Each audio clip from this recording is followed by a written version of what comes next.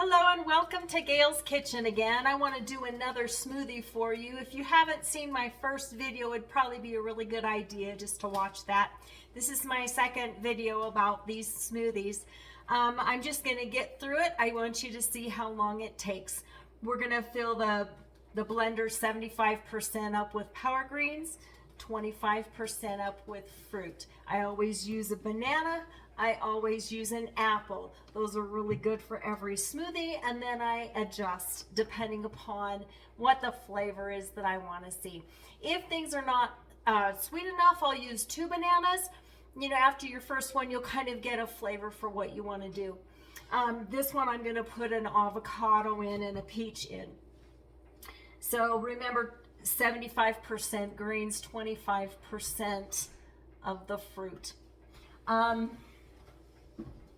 Last time we decided we were going to freeze half-quart pints in the freezer, and so I can take 2 of those out for each meal or between meals, and that gives me my 6. If I do 6 of those, then that gives me my 6 servings of vegetables and my 3 servings of fruit for the day, which are the things that we don't often get, especially when we go out to eat or when we do a meat and potatoes meal. So if you hear some noise in the background, my dad's coming in from work. So I'll go ahead and get started, and you can just watch me and see how quick this goes. So I've got my power greens that I got at the grocery store. I take them out and I rinse them. I put them in there. You know, that's about 1 serving, right? 2 servings. Well, probably more than that. By the time I get all of this in here, it'll be about 6 servings of vegetables. And the reason we use green leafy vegetables is because we want our nutrients power-packed. All right, and what we're going to do is we're going to push that down.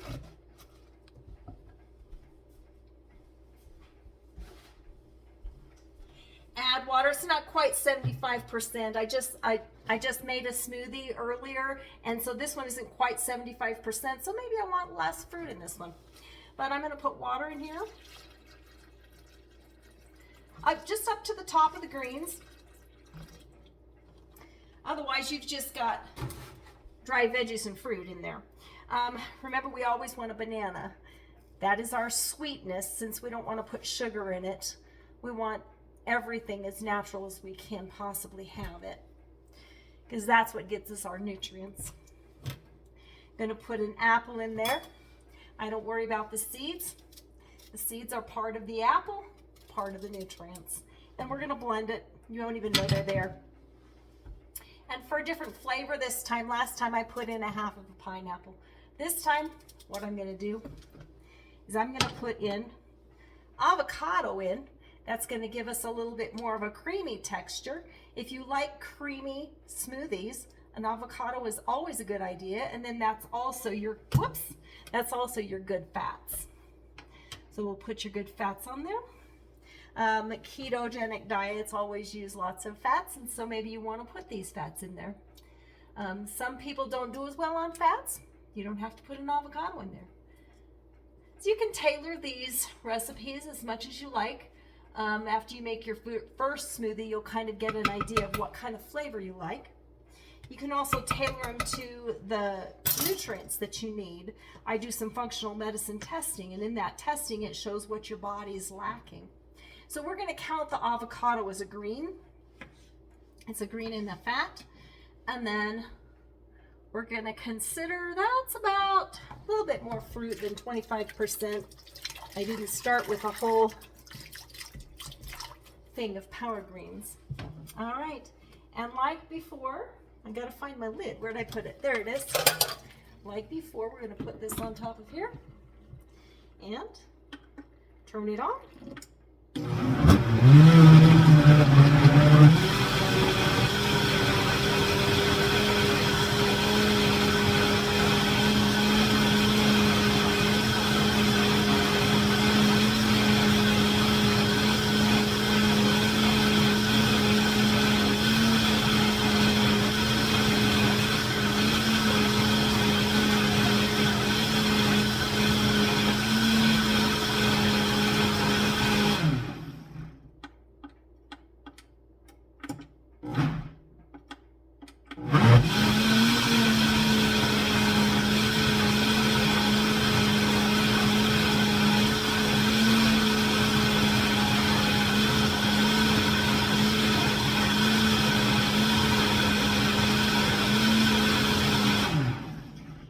there's my green smoothie. And if you're curious how it tastes, give it a taste. It's pretty good, but I just wanted to show you, sometimes we just want a little bit more sweetness, so you could put another banana in there to make it a little sweeter. Or you could put some dates in there. I'm going to put 2 dates in there. That'll sweeten it up.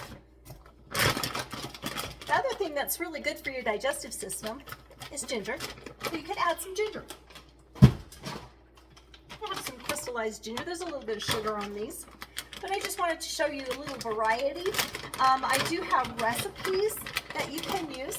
If you're interested in those, you can message me below. I can get you the recipes that I have.